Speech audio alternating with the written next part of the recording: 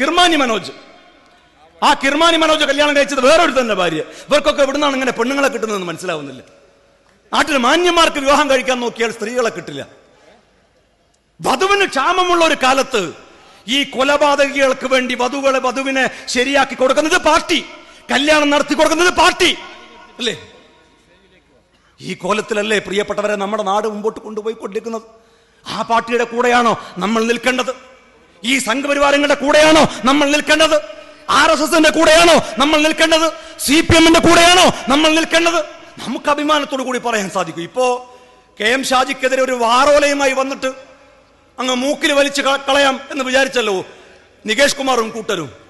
അങ്ങനെ നിങ്ങൾ വലിച്ചാൽ കയറുന്ന ഒരു മൂക്കൊന്നും നികേഷ് കുമാറിനും അവരെ തലതൊട്ടപ്പന്മാർക്കും ഇല്ല എന്ന് നിങ്ങൾ മനസ്സിലാക്കിക്കോ.